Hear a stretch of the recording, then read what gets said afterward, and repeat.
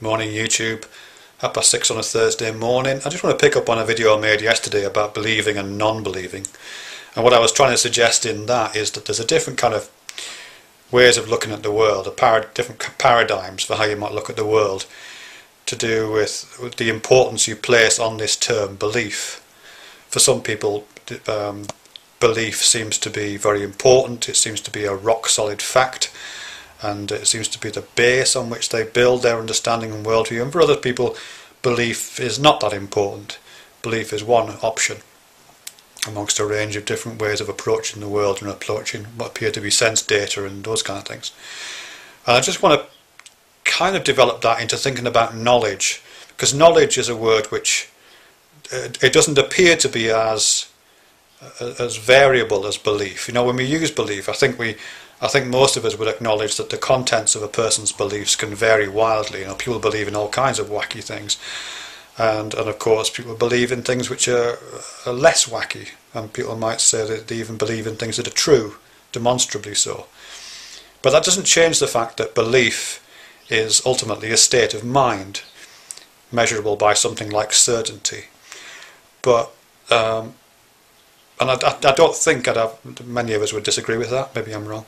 But knowledge isn't like that, is it? At least on the surface. When we talk about knowledge, we assume that knowledge has an empirical quality which belief doesn't. But I don't think that's the case, actually, because knowledge is always embodied. You know, knowing something always has a knower to it. You know, there's always a person that's standing in relationship to that knowledge. Knowledge doesn't exist out there in the world. Information might exist out there in the world, you might say, or data might exist, you could say. But that only becomes knowledge when it becomes incorporated into a body of thought and into a literal body of flesh. But that doesn't make it any less problematic than belief, does it really? Because knowledge, in that sense, knowing, is as absolutely grounded in psychology as belief is. And we know this because our knowledge changes over time, doesn't it? We change our minds about things. New data comes in, which forces us to reassess what we know, and so we change our minds, and our minds then become oriented to a different set of principles that we call knowledge. And sometimes that can be quite tricky.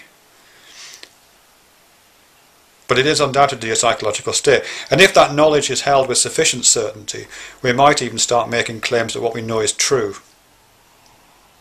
That thing that we hold dear to us as knowledge is true, we might say. It's the truth. But that claim is also a psychological claim, isn't it? It's coming out of our understanding. And our understanding is psychological, couched in those terms.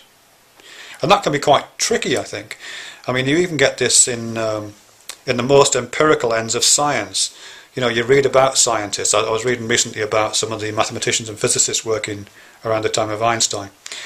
And, you know, some of these people have been working for years, 30 or 40-year careers spent in the hardest of hard sciences, in maths and physics.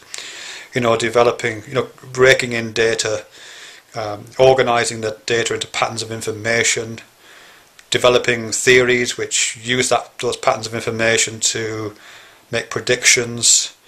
And all the time they're doing this, they're internalising all these patterns of information, all these theories, and coming to know them, and increasing the levels of certainty that they had about this, and to the point that they absolutely felt, and it is a felt sense, absolutely felt that what they knew to be what they knew to be true was in place, with high levels of certainty.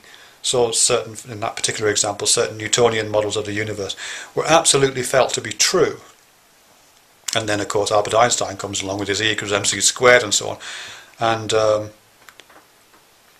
and they're faced with some difficulties, you know, because obviously they're very attached to their theories, and who wouldn't be after spending 30 or 40 years developing them, and having to unwind all that knowledge and let go of all those theories was quite traumatic, I think, for some folk, and to relearn, to reincorporate a whole different set of ideas, and have that as knowledge. unwind the truth, basically. But I suppose you have to do that if you're going to be honest to process and not honest to psychology. I mean, that's the weird thing about a lot of this stuff for me, at least, because it doesn't feel like psychology. You know, when people talk about truth, or when people talk about knowledge, or when people talk about certainty, and even sometimes belief, that it doesn't always feel like a psychology, but belief in a scientific theory, regardless of, you know, and I'm not questioning for one moment the validity of scientific theories, but that kind of emotional attachment that we have to it, even though I know emotional is quite a, I don't know, it's an inflammatory word perhaps for some folk, but that kind of emotional attachment we have to empirically demonstrated scientific theories, where we incorporate them into our bodies and into our thinking to the point where we know them with something approaching absolute certainty. Even that is absolutely a psychological state. And again, sometimes we can sometimes be resistant to changing that state of mind, can't we? That's for that reason, really, that I'm thinking about this "I don't know" phrase. I don't know. I don't know. Because when we say "I don't know," that's usually a statement about our ignorance.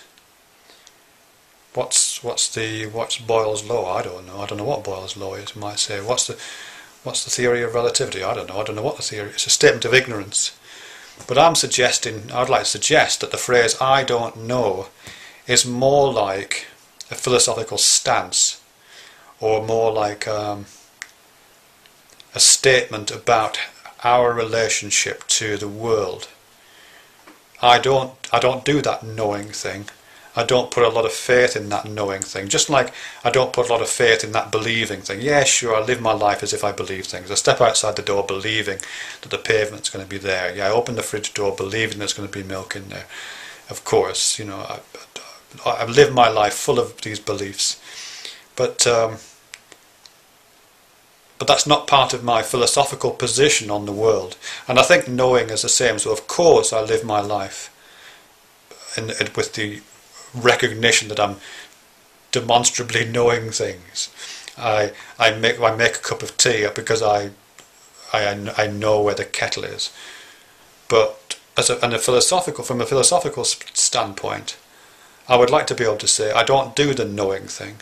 I don't know, because knowing is just a psychological state which may say a lot about me, but doesn't really say anything about wider aspects of the world and human experience.